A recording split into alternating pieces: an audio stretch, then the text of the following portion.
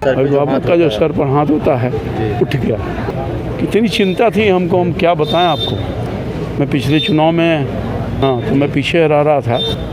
10 बार phone किया उन्होंने मुझको, लगा कि उनका कोई बेटा भाई पीछे हो रहा है, क्षति नहीं पूरी की जा सकती है। लाइव सिटीज़ में आपका स्वागत है और मैं हूं हमजा।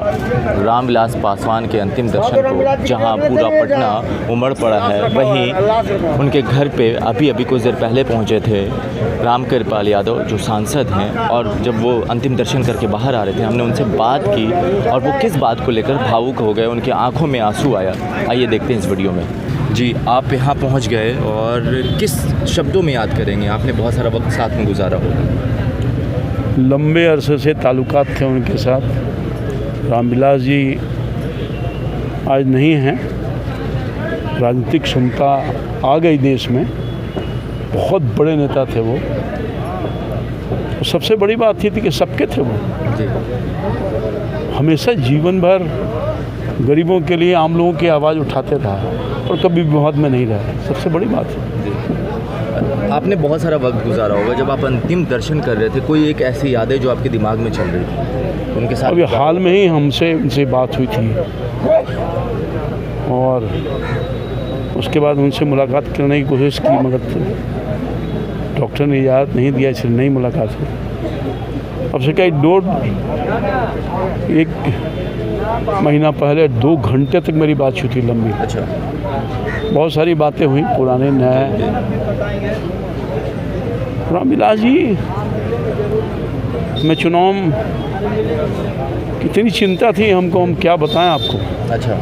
मैं पिछले चुनाव में लोकसभा के जब थोड़ा पीछे तो मैं पीछे रह रहा था। 10 बार फ़ोन किया उन्होंने मुझको। अच्छा, जब काउंटिंग चल रही थी? हाँ। अच्छा। लगा कि उनका कोई बेटा भाई पीछे हो रहा है, तो ये लगाव था मेरे साथ। इतने नज़दीक थे आप? बहुत ज़्यादा, हम उसको एक्सप्लेन नहीं कर सकते। इस क्षति को कैसे देखते हैं? क्षति नहीं पूरी की जा सकती है। एक अभिभावक का जो सर पर हाथ होता है उठ गया। मतलब हमसे उठ गया। यहाँ पर देखिए रामकृपाल यादव भावुक हो गए हैं। और आपको जब ये खबर मिली थी, आखिरी सवाल मैं पूछ लेता हूँ, आपको जब ये खबर मिली थी? मैं पटना में था जी। कहाँ? थोड़ा अस्वस्थ चल रहा हूँ जी। उसके बावजूद भी अपने आप को रोक नहीं पाया, मैं आया हूँ।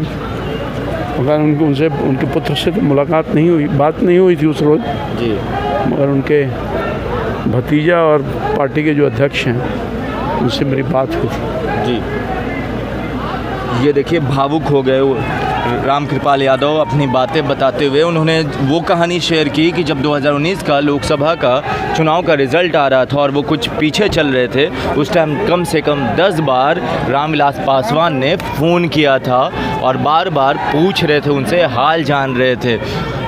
बस जब हम बात कर रहे थे रामकृपाल यादव से, वो भावुक हो गए और उनकी आंखों में साफ साफ आंसू देखे जा सकते हैं। उन्होंने कहा कि जो अभिभावक होते हैं और उनका सर पर हाथ होता है, साया होता है, वो उनसे छिन गया।